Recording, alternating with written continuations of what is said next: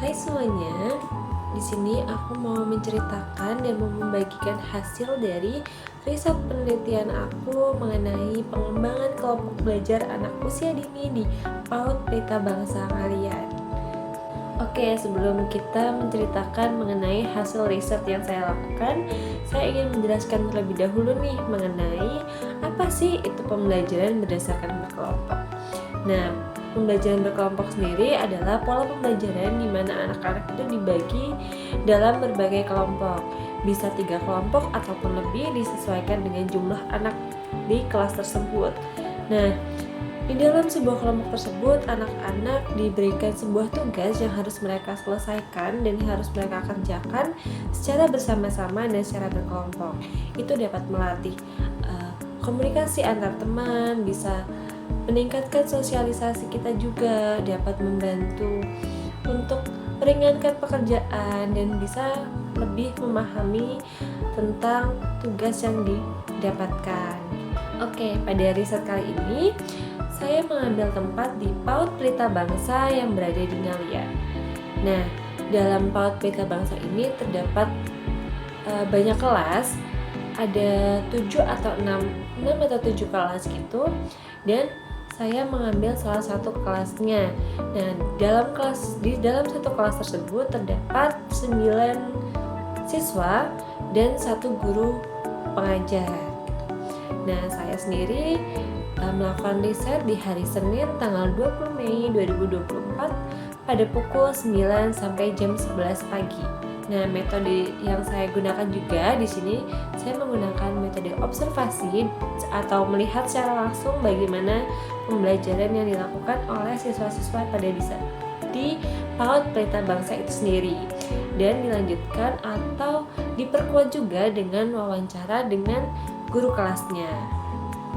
Jadi sebetulnya boleh diketahui juga PAUD tersebut mulai pembelajaran pada pukul 7.30, tetapi saya dan rekan saya yang bernama Ladia Gaisani kesana pada pukul 9.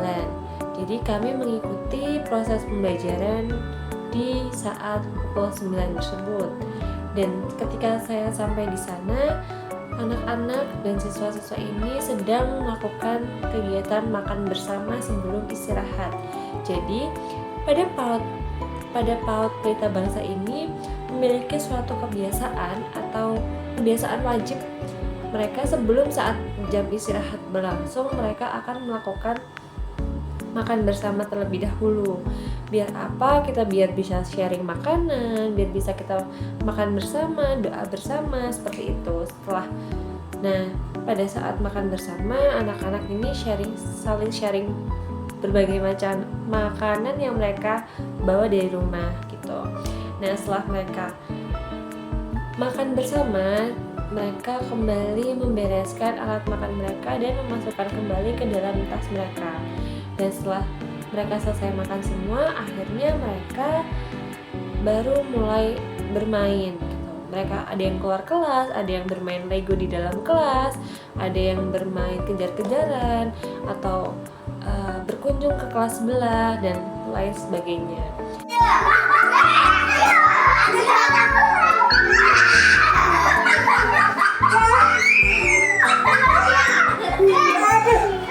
Nah, makan bersama dan istirahat ini dari jam 9 sampai jam 10 pagi. Lalu setelah jam 10 pagi, guru kelas meminta anak-anak tersebut untuk masuk kembali ke dalam kelas dan melakukan doa setelah makan bersama yang tadi sempat tertunda. Setelah melakukan doa setelah makan, dilanjutkan guru menjelaskan bahwa mereka akan melakukan pembelajaran secara berkelompok, dan karena di dalam kelas tersebut ada 9 orang siswa, maka dari itu guru membagi 3 kelompok yang berisi 3 anggota setiap kelompoknya, dan guru tidak membiarkan murid-murid ini milih kelompok sendiri, tetapi guru tersebut akan memilihkan anggota kelompok itu. Jadi anak-anak tidak bisa untuk memilih ingin bersama temannya atau pilih-pilih teman, itu tidak boleh. Nah, dan guru juga menjelaskan bahwa proyek yang akan mereka lakukan lakukan atau tugas yang akan mereka lakukan secara berkelompok yaitu membuat bangunan masjid, karena sebelumnya mereka sedang belajar mengenai rumah-rumah ibadah agama-agama yang ada di Indonesia. Jadi anak-anak ditugaskan untuk membuat sebuah bangunan masjid dari mainan balok-balokan, yang itu anak-anak boleh mengambil sendiri, boleh berkreasi sesuai imajinasinya sendiri dalam kelompok tersebut. Ayo, silakan.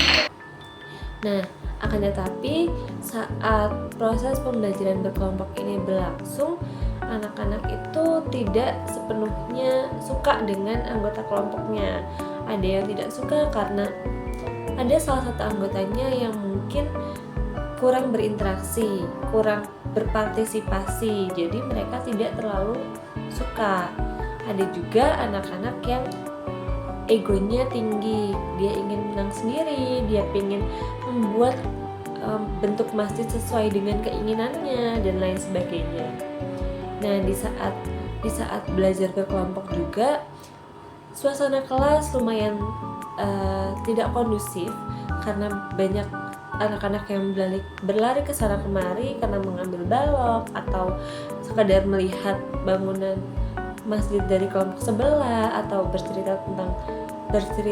bertukar pikiran ke kelompok sebelah dan lain sebagainya. Jadi guru tidak bisa mengontrol hal itu. Lalu selanjutnya pembelajaran secara berkelompok ini selesai pada pukul 10.30. Lalu anak-anak setelah anak-anak dirasa sudah selesai membangun masjid, guru-guru mengambil gambar kelompok secara bergantian. Kelompok 1, kelompok 2, kelompok 3 sesuai dengan urutan yang sudah selesai terlebih dahulu.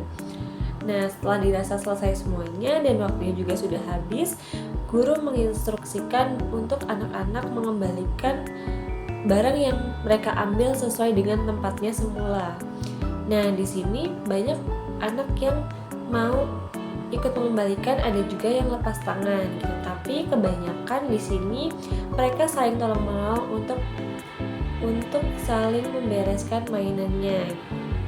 Nah, 10.30 sampai 10.50 mereka melakukan beres-beres. Setelah itu 10.50 sampai jam 11 mereka bersiap dan kembali duduk melingkar di bawah, bersiap untuk berdoa dan pulang ke rumah masing-masing. Selanjutnya hasil wawancara dari guru kelasnya, kami mendapatkan bahwa guru kelasnya menyampaikan pengelolaan ruang kelas ditata sesuai dengan usia anak-anaknya, dan di dalam kelas tersebut juga tidak ada benda-benda yang berbahaya. Jadi mainan-mainan yang ada di dalam kelas tersebut adalah mainan-mainan yang aman untuk mereka gunakan untuk bermain. Dan guru ini tidak sering melakukan pembelajaran berkelompok dikarenakan yang pertama, jadi kelas tidak kondusif dan guru sulit untuk mengatur siswa-siswa yang ada di situ, karena mereka ketika berkelompok guru tidak bisa memantau secara keseluruhan. Jadi itulah salah satu penyebab di kelas tersebut guru jarang menerapkan pembelajaran secara berkelompok. Selain itu dikarenakan juga siswa yang sedikit membuat guru jarang memberikan pembelajaran secara berkelompok, tetapi lebih ke menyeluruh, dilakukan secara duduk melingkar bersama-sama dan melakukan pembelajaran. Itu dia hasil dari observasi yang saya lakukan, penelitian yang saya lakukan. Semoga dapat membantu dan semoga dapat dilanjutkan oleh peneliti-peneliti yang lain, observasi yang lain, agar mendapatkan hasil yang lebih maksimal. Terima kasih dari saya. Assalamualaikum warahmatullahi wabarakatuh.